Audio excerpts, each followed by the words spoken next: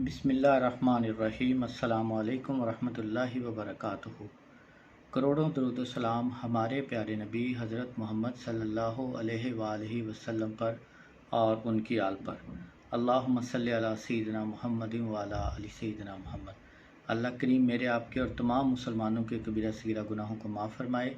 अल्लाह करीम दुनिया आखिरत की तमाम नेमतें, तमाम भलाइयाँ आपको नसीब फरमाए। आमीन या रब्बुल आलमीन। आज का ये अमल इस्तिखारे का है और ये तस्बीह के ज़रिए इस्तिखारा किया जाता है। ये इस्तिखारा तस्बीह के ज़रिए किया जाता है। आपको कोई भी मामला दरपेश हो, किसी काम के मुतल्लक आपको समझ नहीं आ रही कि आप क्या करें, तो फ़ौरन आप ये अमल करें, इंशाअल्लाह आपको समझ आ जाएगी कि आपने क्या करना है।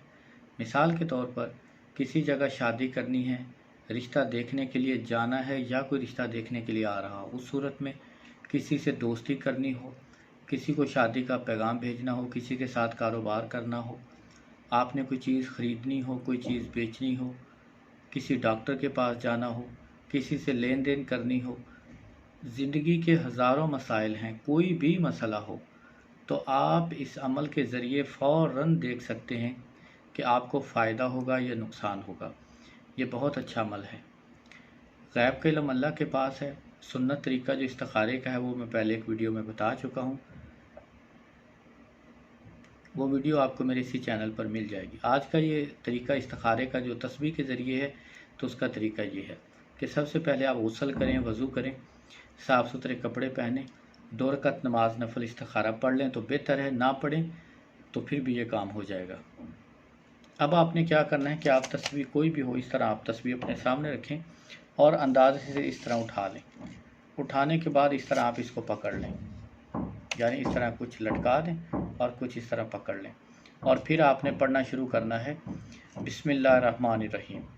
और आप पढ़ें नादे अलियन मज़हर अल अजाइबी ताजिदहु औन लकफ़िन नवाइबी कुल्ला हम्मिम व गम्मिम सय्यन जली बिअज़मतिका या अल्लाह बिनबुव्वतिका या मुहम्मद व बिवलायतिका या अली या अली या अली।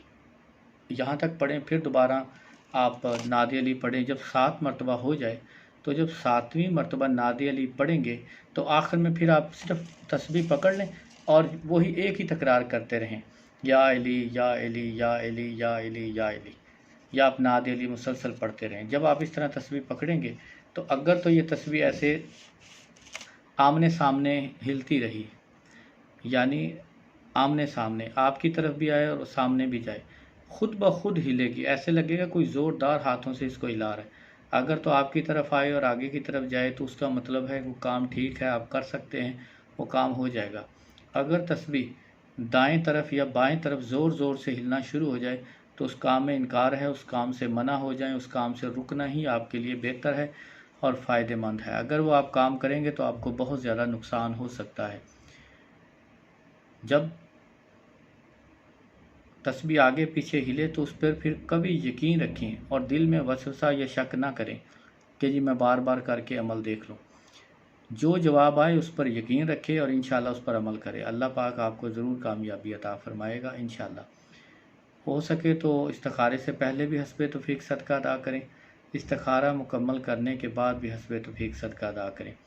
इंशाअल्लाह आपको फ़ौरन हर काम का पहले से पता चल जाएगा। ये आसान तरीका है। फिर भी अगर कोई बात समझ ना आए तो आप कमेंट कर सकते हैं। अस्सलामु अलैकुम रहमतुल्लाहि व बरकातुहू।